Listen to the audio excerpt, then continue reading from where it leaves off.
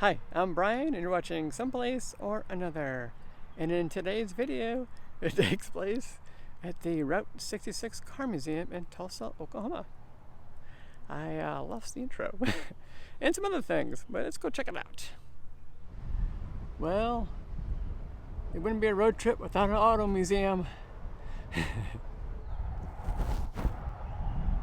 Not sure if it really qualifies for world's largest because it's not actual gas pump, but it's very big. Definitely get your attention. Right there. Pretty cool. I like it. Let's go inside and check out the museum. You know how I like my car museums. I haven't been to this one. They got some cool little fronts of cars out front. It is past windy. We have a little Plymouth right here.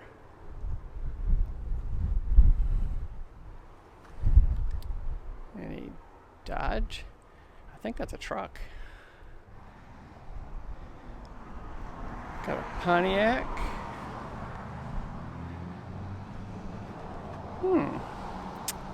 No label. I don't know what that is. It's got the Indian on the hood.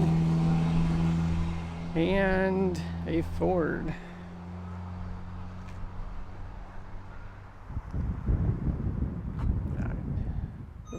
Dark. When I first got here, I got a real nice tour of this Chevy Impala. $1 million Chevy Impala. But I've lost all of that footage. And the B-roll too. Crazy, right? Looks like this is a 62 Ford Falcon. Race car, probably. Yes, definitely.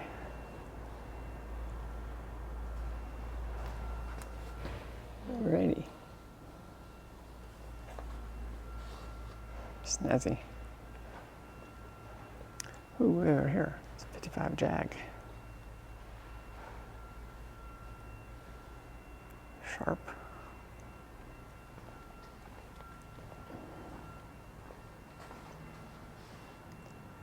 Wow, that's so nice. I bet you that's so much fun to drive. It's a pretty nice museum so far. I'm the only one in the room, so I took my mask off.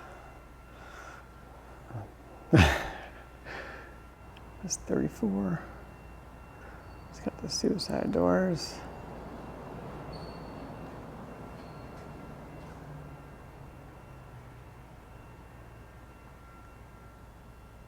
Very nice. Nice looking hot rod. Oh, Thunderbird.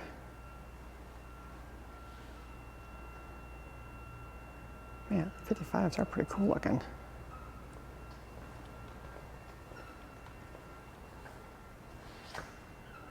Ooh, very sharp.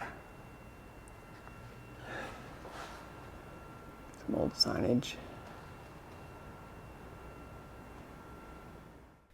So apparently my phone decided to edit my video for me and it deleted content. I really don't appreciate that. But I found this EV1 to be pretty interesting. They were all destroyed. So there's only 15 to 20 of these left in the whole world. It's one of the most rarest cars from the 90s. If you guys don't know the story of EV1, I'll give you the short one. The story of the EV1 is pretty simple. GM decided to make an electric car, and from 96 to, I'm thinking 99, they made these. And they were actually pretty successful. Everybody seemed to like them, but you could only lease them. You couldn't actually own one. And GM, back in 2000, decided that was it. They were going to recall every car because it wasn't profitable to make parts for these cars. So they destroyed every one of the cars they recalled. I don't know how this one ended up not destroyed, but somebody got lucky. If this kind of thing interests you, you should check out the movie Who Killed the Electric Car. This is a pretty big star in that movie. It's pretty cool. I guess I'm gonna have to put my mask back on and go to the room. He's got a story to tell me. Doesn't look like a Chevrolet because it was designed by Lotus, because General Motors owned Lotus at the time. And Corvettes in the 80s had 180 horsepower. Oh, yeah. This came out in 1990 with 375. So at that Wow. point in time, it was a really big deal. You know where these were made? No. Stillwater, Oklahoma. Oh, wow. So I like to brag that these were made in Stillwater, Oklahoma. That was awesome. 6-year period, they made 5,000 of them at Mercury Marine in Stillwater. Oh, I recognize the name Mercury Marine. And half of them went in Corvettes and half of them went in boats. And everybody that worked at Mercury Marine, they signed this one. You'll see their signatures all over it. I didn't see that from a distance. This motor was put in service too, wasn't it? Was it? Because it looks like it's been used. I don't think it has. It may have been tested. You saw the Falcon race car in the other room. Yeah. That belongs to Rick Kirk, a drag racer. Mercury Marine hired him as a consultant because he lived about 15 miles from Stillwater. And so he had this motor at his place, and they call him up one day and say, you got to get the motor over here. General Motors executives are flying to Stillwater and they want to see it. Oh, wow. So he built this base, mounted this base, took it over there. Ford racing guy. So what's he got on the shelf? Huh. Ford blue paint. So that's painted Ford blue. So the Ford guys love the Ford blue. Yeah. Chevrolet guys love the Chevrolet. And we like to brag they were made in Oklahoma. That was very neat. And so Cadillacs looked like that from 1903 to 1905. And you know who designed what you see? No. Henry Ford. I was going to guess that. Henry Ford had started, I think, his second Ford Motor Company. And he designed this car to build. And the investors were not happy with his progress, so they brought in Henry Leland. Henry Leland changed the name of the company to Cadillac. They put the Cadillac name on there. Now what you don't see, the internals, the motor and the suspension and all that was designed by Henry Leland. So Okay. this is a combination of two Henrys, Henry Leland and Henry Ford. So they could have called it Old Henry. So Ford left in 1903, soon after they started making this car, and started Ford Motor Company again. So in 1903 to 1905 Fords look like that. You can't tell them apart. Cadillacs and Fords for that 3-year period looked the same. Cadillac was $850, a Ford was $950. Fords cost more than Cadillacs for those first 3 years. That has changed. Wait a minute. You crank starter there? Yes, the motor is here.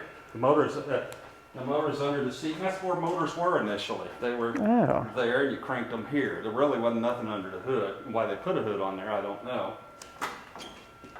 Oh, is that the fuel tank? That is the tank, not for gasoline. For oil? That's for the tank for the lights. Oh, Acetylene. acetylene. I should And you have got known. the radiator up here. I should have known that So they part. stuck the radiator up here. Usually the radiators were under the car, but this was probably one of the first cars that had the radiator up here. And cars till about 1912 were all right-hand drive. In the United States, in 1912, we changed it to the left side. And countries like England and those that were dominated by England left it on the right side. Like Japan and Australia, India, Great Britain.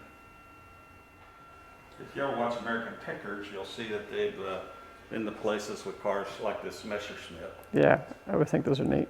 Messerschmitt was one that built the German warplanes, and they were banned when World War II ended. They were banned from making airplanes for a number of years, so they made automobiles. This has like a motorcycle engine, 2-stroke, so you got to mix oil with the gasoline. Gets 75 miles to the gallon.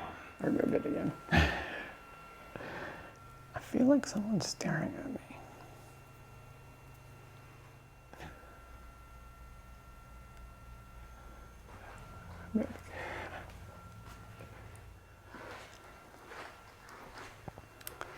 Back seat.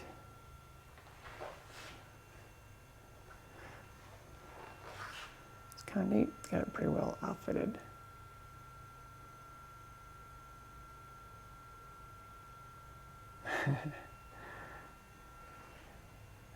See, this is what everybody needs in their cars.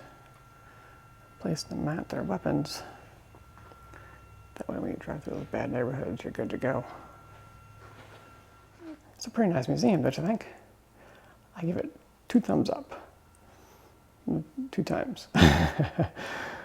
Thanks for watching. I will see you someplace or another. Don't forget to hit the subscribe button and see where I go next.